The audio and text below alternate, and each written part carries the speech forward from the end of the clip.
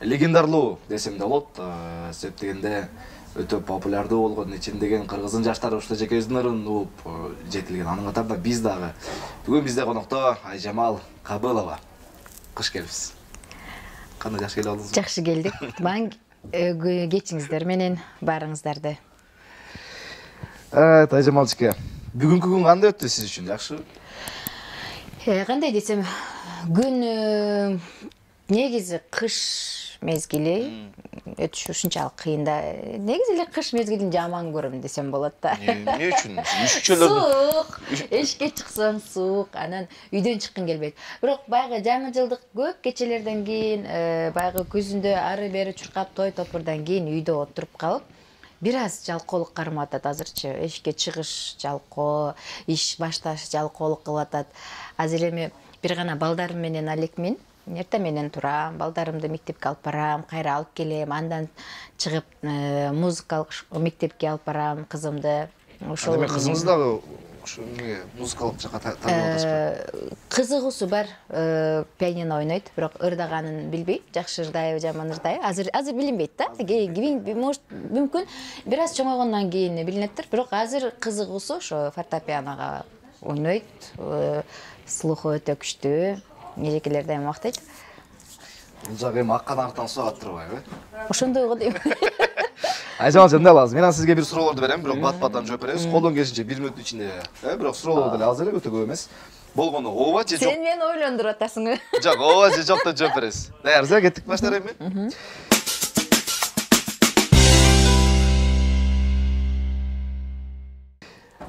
Ооба же жок? Унутпаңыз. Өзүңүздү сулуумун деп эсептейсизби? Жок.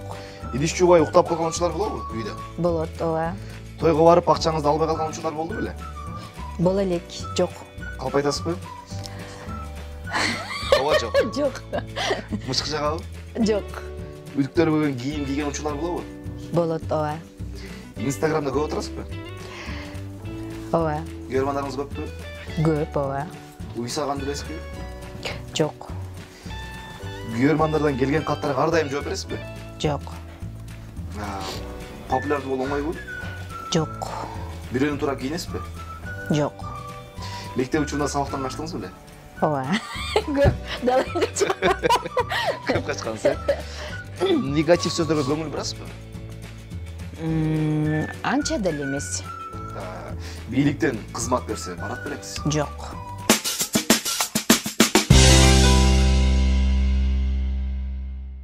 Эгер президент болуп калсаңыз, ишти эмнеден баштайт элеңиз?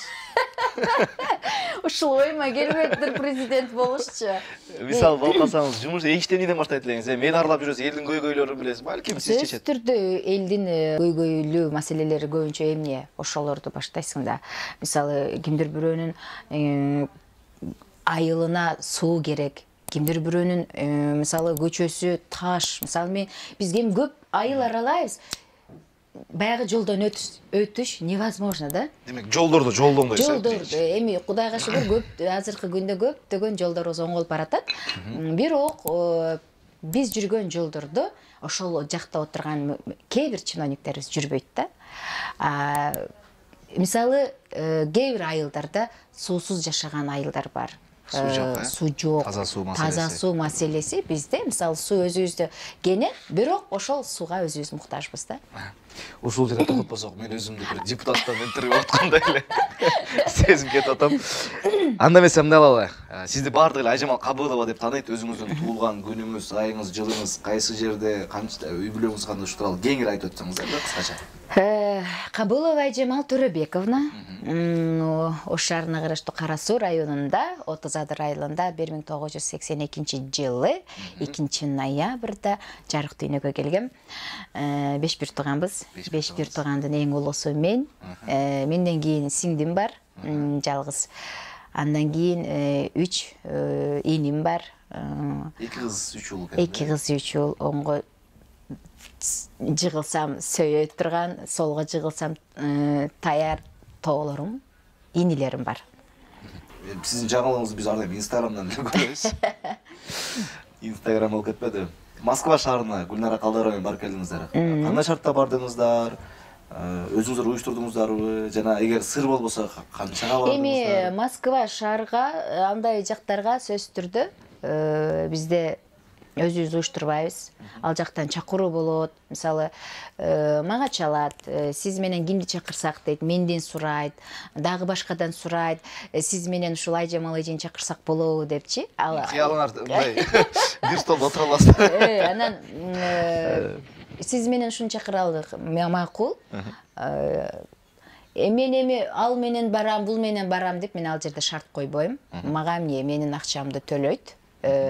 Алдын ала акчаларды салышат, билеттерди алышат, ал жакка бул жакка жатаканаларды даярдашат, тамак аш даярдашат. Мына ушул условиялар менен биз ошол Россия жактарга, ал жак бул жактарга ошондой договор менен концертке барабыз. Кандай болду концерт? Жакшы болдубу? Концерт жакшы болду, негизинен мындай алганда. Бирок мени өкүндүргөн нерсе дайыма Москвага барганда бизде концерт коет турган условия жок. Концертный залдарга биздин ошол чакырып аткан мекендештерибиздин күчү жетпейт да. Себеби ал жерде концерт коючу залдардын арендасы 200 000, 300 000 рубль да. Ал жерде саатына эсептелинет. Эгер сен бизде эми кыргыз деген Кыргызстанда эле эмес, Африкада жүрсө дагы, Москвада жүрсө дагы кыргызча келет да, чакырган жерге, туурабы? Кечигип келет. Мисалы, концерт 18:00 дейт турган болсок, биздин концерт 9-да башталышы мүмкүн. Бирок сен уже саатын алгансың, ошол сааттан эсептелинип кете берет, залдын акчасы эсептелинип, ошол саатын эсептеп кетет да. Ошондуктан биздин мекендештер андай концерттик залдарга мүмкүнчүлүгү жок, андай жерлерге чакыра алышпайт. Бүгүнкү күндө Кыргызстандын баягы кафелери көп Москвада. Мына ошол жерлерге чакырышат, бирок эми ошол жерлерде дагы кээ бирөүндө условия бар, кээ бирөүндө условиясы жок. Элибиздин шарты, жашоо шарты кандай экен? Жашоо шарты эми баштагыга караганда бүгүнкү күндө жакшы. Кыргыздар баягы иштешип, ошол жерден үйлүү жайлуу болушуп, бутуна туруп, үй бүлөлөрү менен, бала чакасы менен ал жакта жашап калган. Биздин мекендештерибизди көрүп бир чети кубанасың. Эптегени эптеп атат. Эптей албаганы эптей албайт. Ал эптей албаган адам Кыргызстанда деле эптей албайт да. Мен ойлойм, бул адамдын арагынан болуш керек депчи. Эмгекчил адам ошто жүрсө деле, төштө жүрсө деле ал эптеп кетет да. Мекендештерибиздин жашоосу Кудайга шүгүр. Жакшы эле. Ырчылар аябай көп барат дейт да. Сиздин кандай ойдосуз? Ырчылар көп, чындыгында. Ар жума сайын концерт, бирок ошол ар жума концерт болсо деле келишет экен да. Эмнеси кызык ошол. Себеби бизде майрам күндөрү гана эс алабыз да. Бир нерсеге эс ала турганга эме болсо, мүмкүнчүлүк болсо, туулган күндө же болбосо бир майрамдарда. Эмеде Москвада жума, ишемби, жекшемби күндөрү сөзсүз түрдө кыргыздар эс алат экен. 3 күн. 3 күндөн эми бирөөсүн тандашат да. Бирөөсүндө эс алуу күн ишемби күнү болушу мүмкүн, бирөөсүндө жекшемби, бирөөсүндө жума күнү болушу мүмкүн. Ошондуктан аларга ошол күндөрү эс алуу. Анан концерт көргөнүм барат, сиздер? Барышат.